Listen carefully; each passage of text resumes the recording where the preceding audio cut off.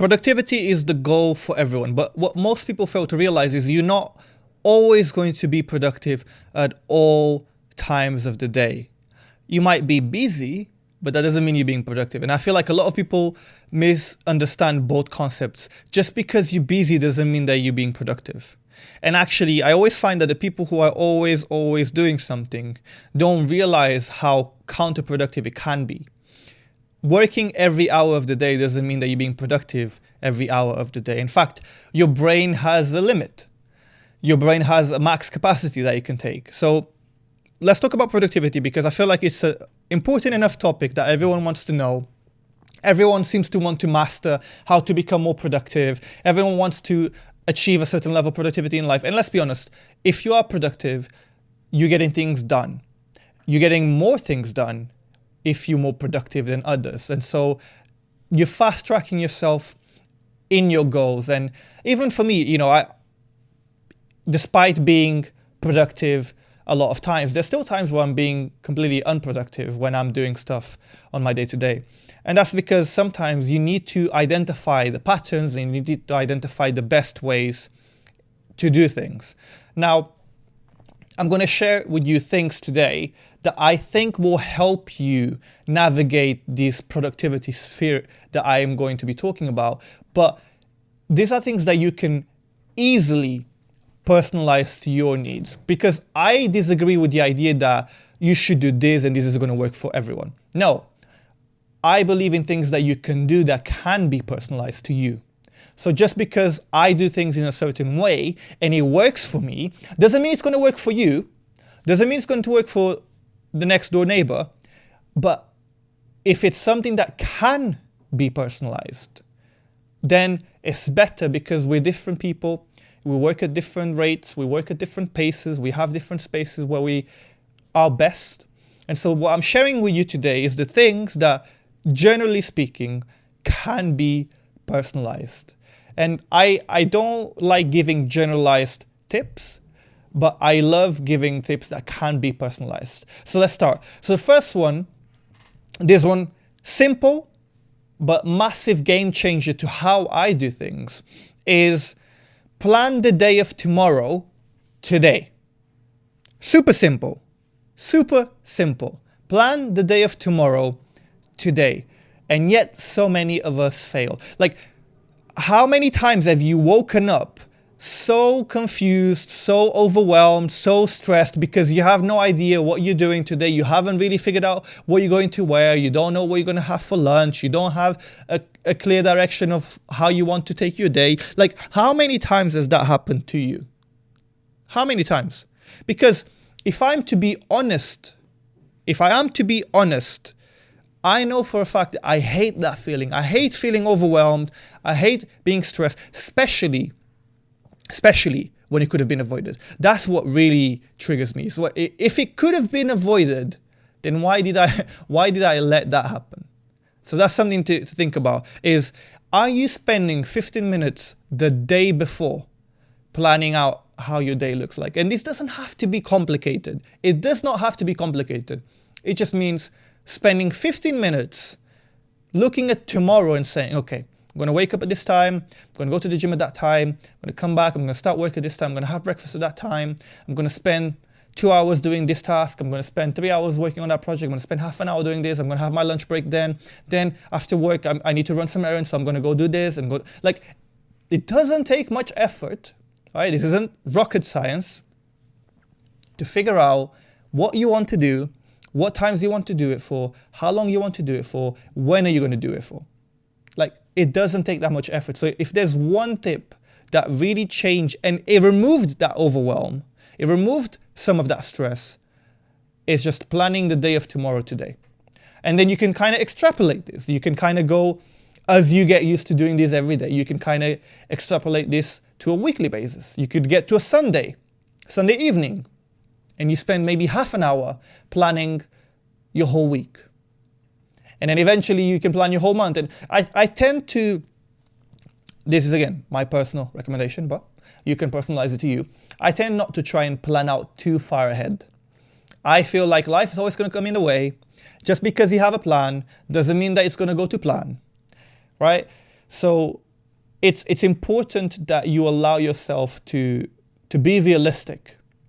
If you try and plan the next 6 months out, it's really hard. I don't know anyone who could really plan 6 months out, unless you operate at a different level. But it's really hard to the T plan out 6 months. So I like doing weekly because it helps me. I feel more at ease knowing how my week sort of look like, because again, it can change, but I like knowing how it sort of looks like. And that way I can kind of manage my time and my energy better. And that's another thing I want to talk about, because we tend to look at time as the only metric required to do something. But actually you need to look at energy as a metric, right? Just because you have 1 hour of free time doesn't mean that you have 1 hour of free energy. I might have 1 hour of free time now, but I might have zero energy to do anything else in the hour. Or I might have enough energy to do a lot of things. So you have to also, as you're planning things out, you have to look at your calendar and you have to be like, okay, do I have the energy required to do something that needs to be done? Because energy is really the currency that you're using. Energy is the thing that you need, right? You need time, but if you don't have energy, time is useless. Time is useless if you don't have energy. So you need the energy to get things done, because if you don't have the energy to get things done, it doesn't matter how much time you have in the day. It won't make a difference.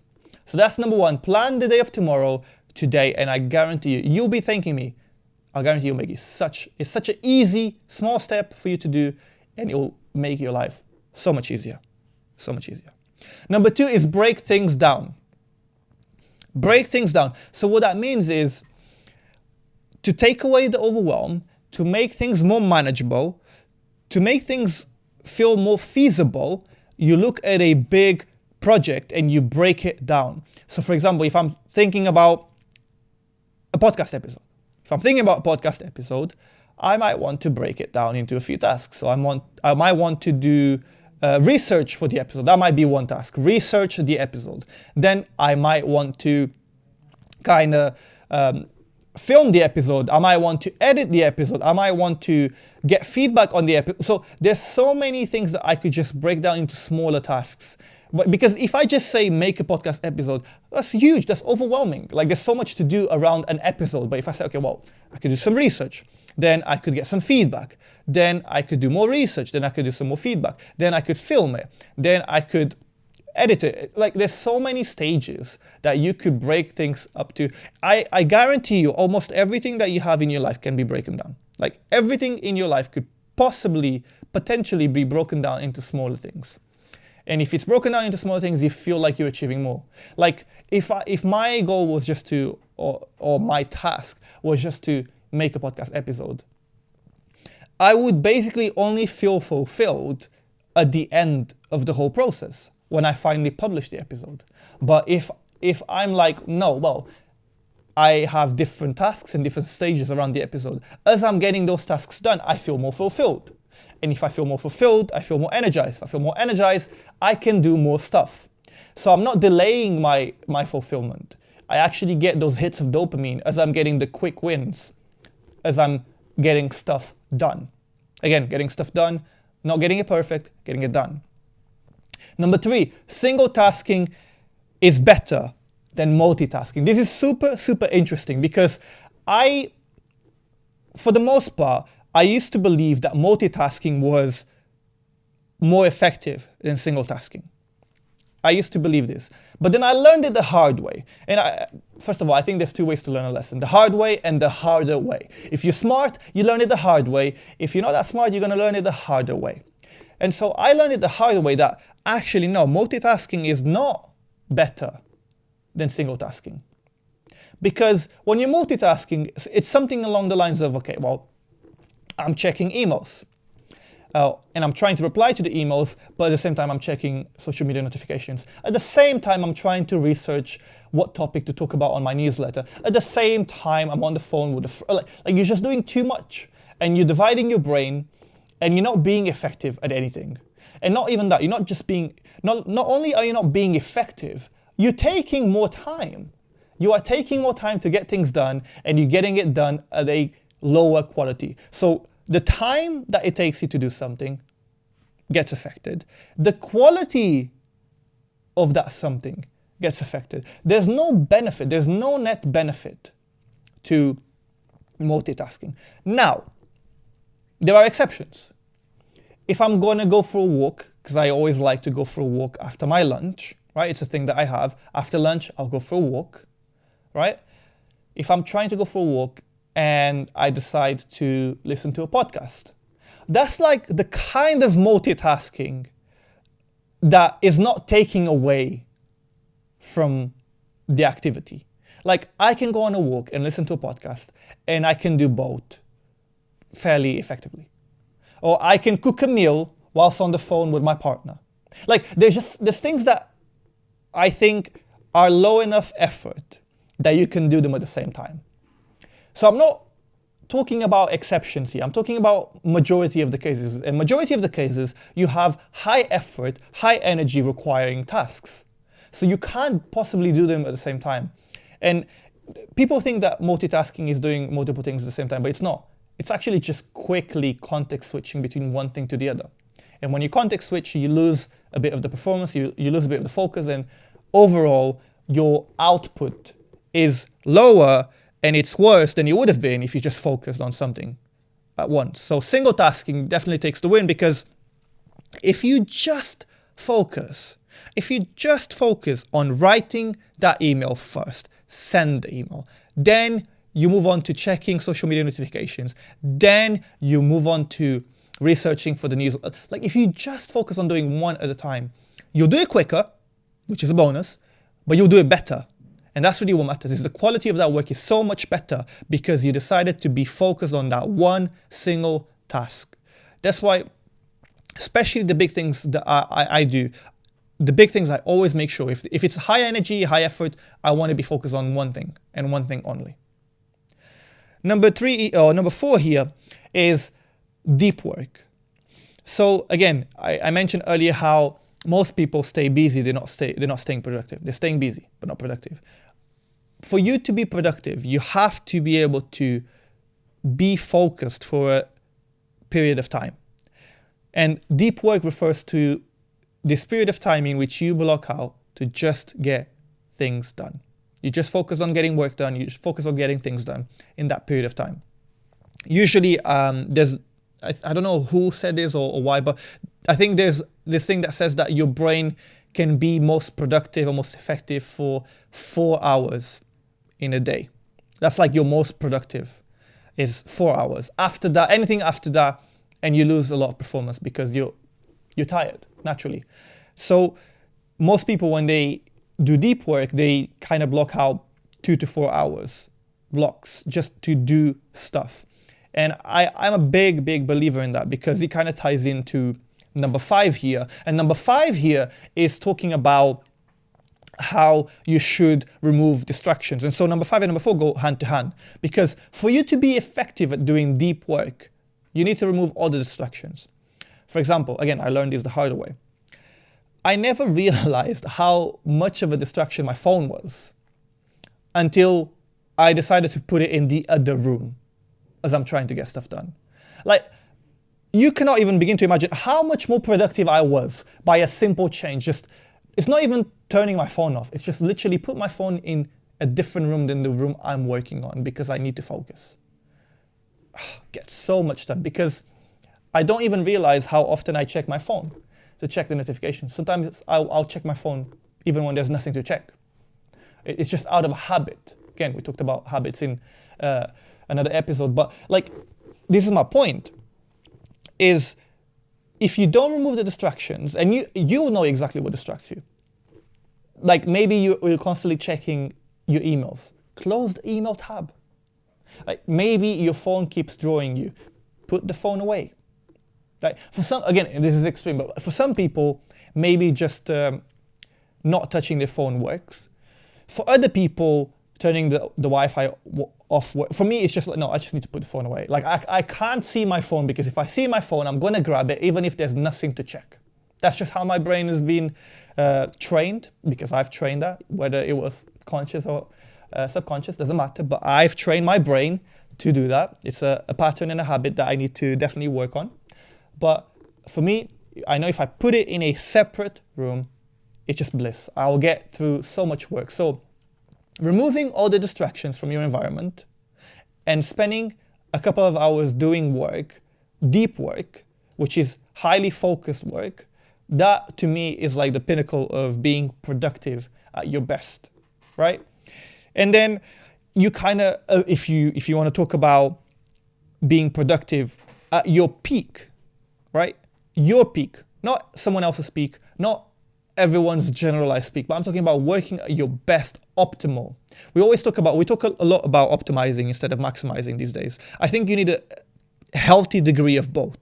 But I'm going to talk about optimizing for a second. If you really want to be optimizing for your best work, for your best productive time, then you have to understand point number 6 here, which is understand when you're most productive.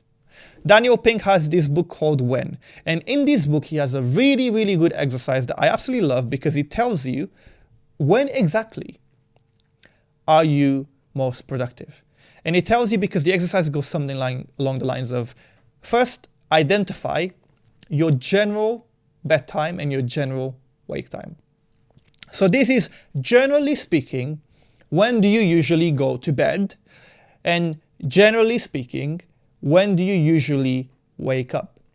So in my case, I usually, again, exceptions do not disprove the rule. We're talking about averages and the usual. Usually I go to bed at 9 p.m. Yes, and a lot of you are thinking, wow, that's so early. Yeah, it is, because guess what?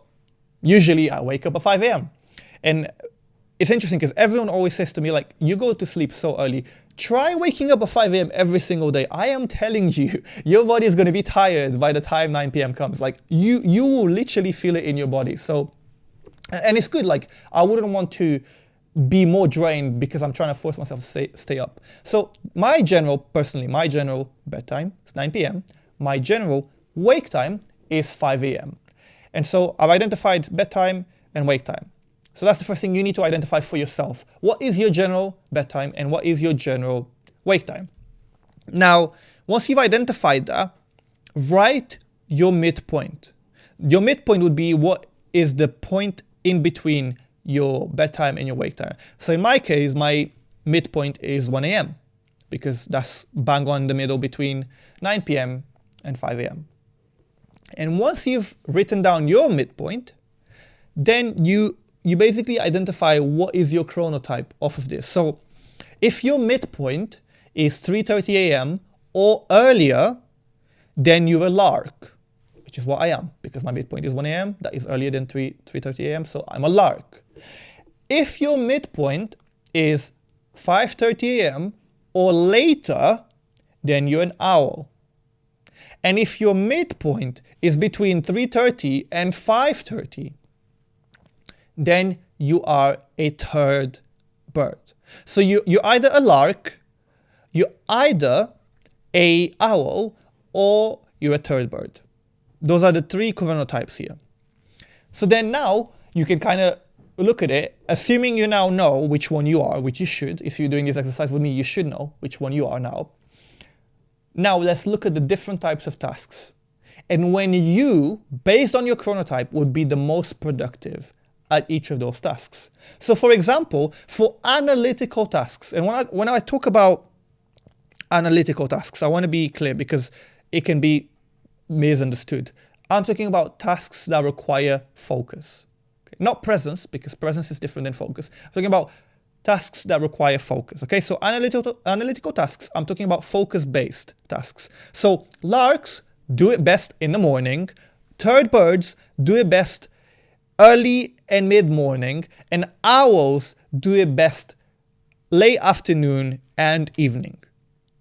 Okay, that's for analytical tasks. If we talk about insightful tasks, so these are presence-based, again, focus and presence are different. Presence is a lighter form of focus, or focus is a heavier form of presence, whichever way you want to put it, right? For insightful tasks, which are presence-based tasks, both the larks and the third birds do it best late afternoon and early evening, and owls do it best in the morning. Then you have the impression, right? For making an impression, which is energy. I'd look at this as energy-based tasks. All of them, larks, third birds, and owls, all of them are best in the morning. And then last but not least, for decision-based tasks. So this could be planning-based tasks. And we've talked about planning tasks actually in this episode, so this would be good for you to know, is larks do it best early in the morning, third birds do it best early to mid-morning, and owls do it best late afternoon and evening. Our problem is that we assume that we can be productive at every point in time of the day, but that's not true. Like, I have definitely found this exercise to be true to me, because I am a lark. I do my best work in the morning. The things that require more intensity, I do it in the morning. The insightfulness, which is more towards the second half of the day, I've noticed that I'm more insightful and I'm able to get more insight late afternoon. That's why I tend to do my podcast episodes in the afternoons and not in the mornings, because I can drive that insight more out of me. Right? But if I need to do analytical tasks, I do it early in the morning, because that's when I have the most energy, right? So you can kind of like identify your chronotype, and then based on this, you can almost, if you have the possibility, and I know it's not always possible, I know, but if you can almost create a schedule that reflects when you'll be most productive for each type of task. And that's you being personalized to what you're going to do best at. So I hope that's helped. I hope that these tips have helped you identify not only the best practices that you can use to be productive yourself in a personalized and specific way, but also when are you truly most productive?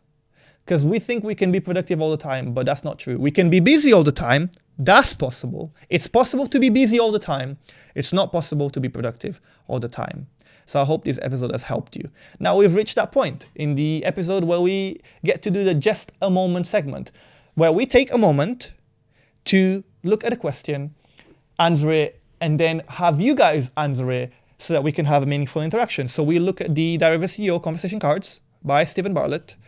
We take a question out, we read it, and then we see what comes out. So let's do it. So let me take out today's question. You get to see it first. You're seeing it first, as usual. Right, so this question was asked by Jamie Carragher. I don't know if I'm pronouncing this correctly. I hope I am. And it was answered by Tali Sharrett. The question is, can you describe what winning means to you? It's an interesting way to phrase that question. Can you describe what winning means to you? Let me think.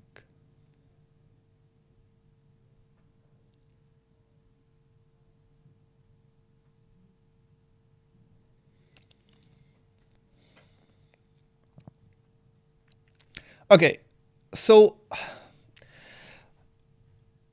what winning means to me, I don't think about winning in the concept of like losing or winning. I think of in the concept of like internal fulfillment.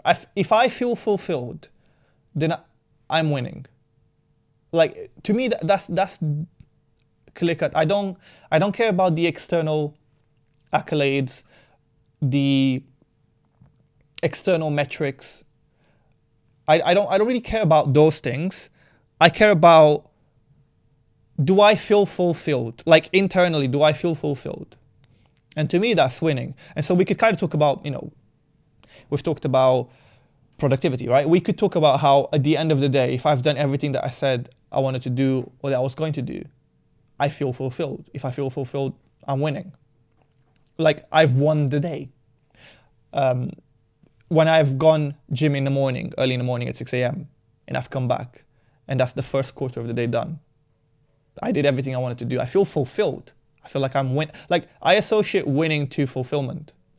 And I don't know if that's how everyone looks at it. I don't know if that's how everyone views it, but I view it in that way. If I can, let's think about the opposite, actually.